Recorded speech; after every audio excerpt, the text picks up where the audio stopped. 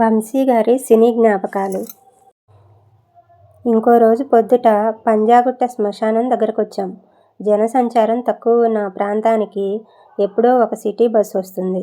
శ్మశానం అవతలైతే అక్కడో ఇల్లు ఇక్కడో ఇల్లు తప్ప మొత్తానికి ఖాళీ. రోడ్డు పక్కన పరమ ఖాళీగా ఉన్న ఆ బస్టాప్ దగ్గర షూటు. బస్సు ఎక్కుదామా అక్కడికొచ్చిన ఒక అమ్మాయి దగ్గరకు చేరిన రాజేంద్ర ప్రసాద్, సాయి చందు ఏడిపించే సీను.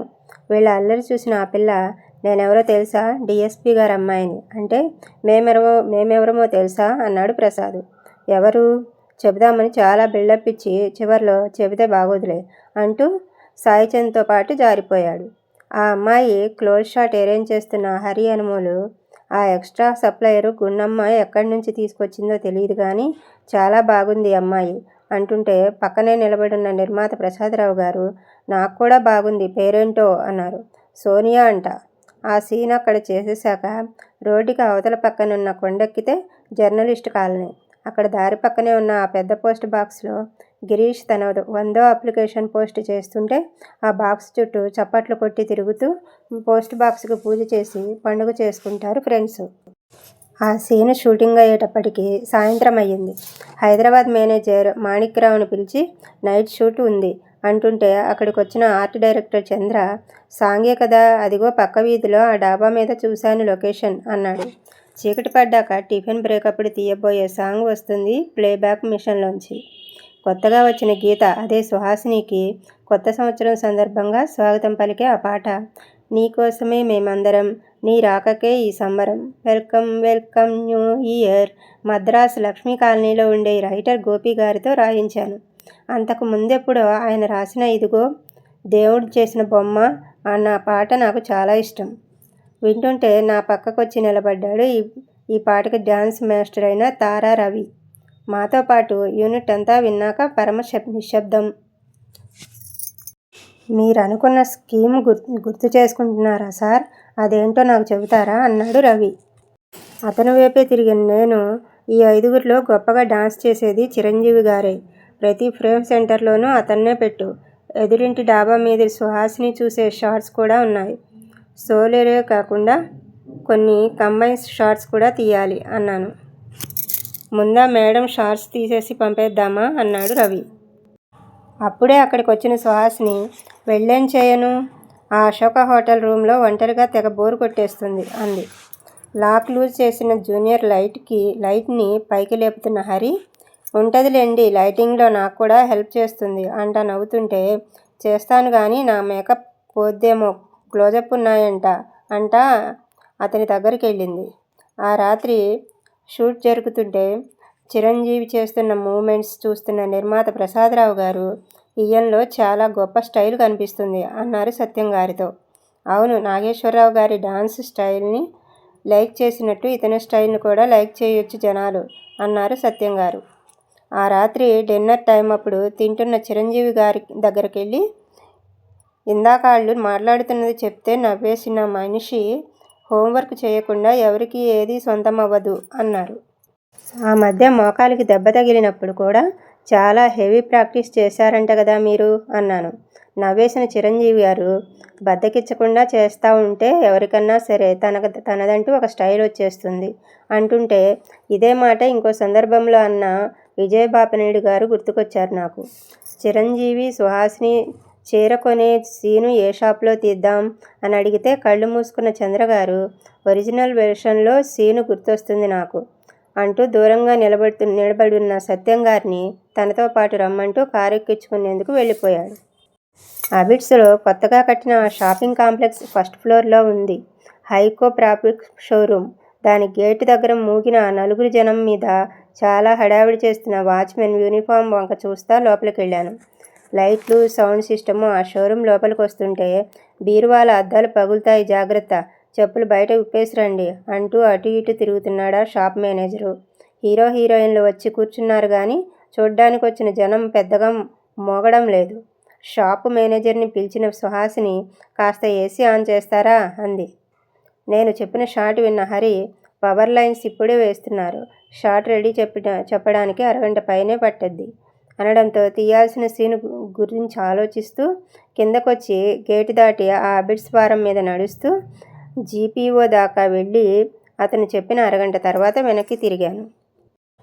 పల్చగా జనం మూగిన గేటు దగ్గరకు వచ్చి తీయమంటే కుదరదు, పైన షూటింగ్ జరుగుతుంది అన్నాడా వాచ్మెన్. అక్కడికే వెళ్ళాలి, తీయి అన్నాను. లోపల సినిమా యాక్టర్లు ఉన్నారు, తీయడం కుదరదు అన్నాడు. అబ్బా తీయవయ్యా, టైం అవుతుంది అన్నాను. ఇదిగో అబ్బాయ్, షూటింగ్ జరుగుతుందని చెప్పానా, కావాలంటే సాయంత్రం రా అన్నాడు. ఇప్పుడే వెళ్ళాలి అన్నాను. ఏంటంత అర్జెంటు అన్నాడు. నేను ఆ సినిమాకి డైరెక్టర్నయ్యా అన్నాను. పెద్ద షాకు.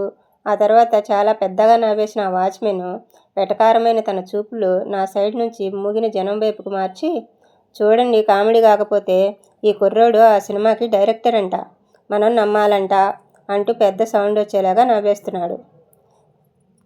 గేటు తీయి, పైన లైటింగ్ రెడీ అయ్యి ఉంటుంది. లైటింగు లేదు, ఫైటింగు లేదులే. హే. చిరాకు పెరిగిపోయిన నేను గేటు గెళ్ళెం మీద చేయేస్తుంటే మిలిటరీలో పని చేసొచ్చినోడు హిందీలో పెద్దగా అరుస్తా నా మెడ పట్టుకొని గెంటేస్తున్నాడు. గొడవ పెద్దదైపోయింది. కింద నుంచి కనిపిస్తున్న ఆ హైకో ఫ్యాబ్రిక్ నుంచి అప్పుడే బయటకొచ్చి సిగరెట్ అంటించిన వేమూరి సత్యం గారికి మా అరుపులు వినిపించినట్టున్నాయి. ఈ పక్కకి తిరిగి చూశాక, ఇదిగో వాచ్మెన్, గేటు తెరు, అతను డైరెక్టరు అంటూ అరిచాడు. అర్జెంటుగా అవాక్కైపోయిన ఎక్స్ మిలిటరీ వాడు, ఏంటి ఈ కుర్రోడు సినిమాకి డైరెక్టరా అంటుంటే ఆయన్ని పక్కకి తోసేసి పైకి పరిగెట్టాను. చీకటి పడ్డానికే ముందే ఆ సీను షూటింగ్ అయిపోయింది. దగ్గర 25 రోజుల షెడ్యూల్ హైదరాబాద్లోనే జరిగింది.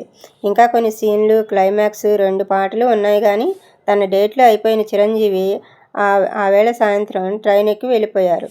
దాంతో అన్నీ సర్దేసుకున్న మేము కూడా మద్రాసు బయలుదేరిపోయాం. హైదరాబాద్ నుంచి దిగిన ఆ యండమూరి వీరేంద్రనాథ్ గారితో కలిసి చేసిన చాలా మార్పులు అర్జెంటుగా గుర్తొచ్చిన నేను అదోలాగా అయిపోయాను. ఎడిటర్ అనిల్ బ్యాచ్తో పాటు ఆ అల్వార్పేట జంక్షన్లో నడుస్తున్న నాకు నా కళ్ళలోకి సూటిగా చూస్తూ, ఎడిట్ చేశాక నేను పైకొచ్చి చూస్తాను అన్న చారుహాసన్ గారి మాటలు గుర్తుకొస్తున్నాయి. అలా వచ్చినప్పుడల్లా ఎవరో నన్ను పట్టుకొని గట్టిగా కుదిపేసినట్లు అనిపిస్తుంది. ఆ ఆనంద్ హోటల్లో మసాలా దోశ తినేసి తిరిగొస్తా. షామ్కోలో ఇరానీ ఛాయ్ తాగుతుంటే దారి పొడిక్కి డబ్బింగ్ అప్పుడు లూపులాగా ఆ మాటే గుర్తొస్తుంటే, ఇదెక్కడి గొడవరా బాబు అంటా అదో రకం టెన్షను. గేటు దాటి ఇంటికొచ్చిన నాకు హాల్లో ఆ చారుహాసన్ గారు కనపడలేదు. కానీ మెరుపు మెరిసినట్టు కమల్ హాసన్ కనిపించాడు. బీరువాలోంచి నాకు ప్యాంట్ తియ్యి అంట గొంతు పెంచి అవతల గదిలో ఉన్న భార్య వాణి గణపతికి చెబుతున్నాడు. దూరంగా ఉన్న పెరట్లో ఇంకో ఆవిడట, హాసిని వాళ్ళ అమ్మగారులా అయ్యుంటుంది, పూలు కోసుకుంటూ కనిపించారు. అసలు ఈ సుహాసిని ఎక్కడికి వెళ్తున్నది అనుకుంటూ మెట్లెక్కి ఎడిటింగ్ రూమ్లోకి వెళ్తుంటే, ముందేం చేద్దాం, సీన్సా సాంగ్సా అడిగాడు అనిల్. కొంచెం హుషారొస్తుంది, సాంగ్తో మొదలెడదాం పని అంటూ ఫస్ట్ సాంగ్ రసం తీయమన్నాను. ఇప్పుడు నా లోపల షూట్ జరుగుతున్నప్పుడు ఉన్న టెన్షను, కంగారు లేవు. పైగా ఎడిటింగ్ అంటే మొదటి నుంచి నాకు ఇష్టం. ఎడిటింగ్ గురించి రాజ్ కపూర్ చెప్పింది ఇప్పుడు గుర్తొస్తుంది. మొన్న అసిస్టెంట్గా పనిచేసిన సీతాకోకచిలుక ట్రైలర్ తయారు చేస్తున్నప్పుడు ఎంత హుషారు. దాని ఎడిటర్ అయిన చంటి అంటే కోటగిరి శ్రీ వెంకటేశ్వరరావు గారు ముందు నన్నేం పట్టించుకోలేదు. కానీ ఫస్ట్ కట్ తర్వాత బాగుంది వంశీ నీ స్కీము అంటూ ఎంత మెచ్చుకున్నారని. ఆండాల్ థియేటర్లో నా గురువు భారతీయ రాజా చూడబోయాము. ముందు తిడతాడేమోనని ఎంత భయపడిపోయానో. తీరా చూశాక నన్ను పిలిచి మెచ్చుకున్నప్పుడు ఆస్కార్ అవార్డు వచ్చినంత సంబరం. ఆ చీకటి రాత్రి నేనొక్కడినే పార్టీ చేసుకుంటూ, ఇది నా మొదటి క్రియేటివ్ జాబ్ అనుకుంటూ పొంగిపోతుంటే, అడుగులో అడిగేసుకుంటూ వచ్చిన మా పిల్ల తన చిన్ని కాలితో తన్ని సీసాలోదంతా ఒలకబోసేసింది. తలుచుకుంటుంటే ఆ తన్మయత్వం అలాగిలా లేదు. పగలు రేయిలో జారకముందే అంటూ మొదలయ్యే ఆ సాంగ్ సౌండ్ పాజిటివ్ రష్యన్ మూవీలో థ్రెడ్ చేయించిన అనిల్ ప్రక్కనే కూర్చున్న నేను, లిప్ సింక్ లేదు, మోంటేజ్ సాంగ్ అంటూ మార్నింగ్ మొదలెట్టాను. మర్నాడు మధ్యాహ్నానికల్లా ఆ సాంగ్ ఫస్ట్ వెర్షన్ కట్ చేసి చూసుకొని సైలెంట్గా కళ్ళు మూసుకున్నాను. మిగతా భాగాన్ని తర్వాత సంచికలో చూద్దామా? ఆల్రెడీ హ్యాపీ న్యూ ఇయర్ వచ్చేసి 1 వీక్ అయిపోతుంది. అందుకే పాతబడిపోయింది కూడా. ఇంకేముంది, నార్మల్ రోజులే కదా. రోజులు అలా గడుస్తూ ఉంటాయి. మనం అలా సాగుతూ ఉందాం. మర్చిపోయానండి, వీడియోకి ఒక లైక్ చేయండి. Thank you for watching.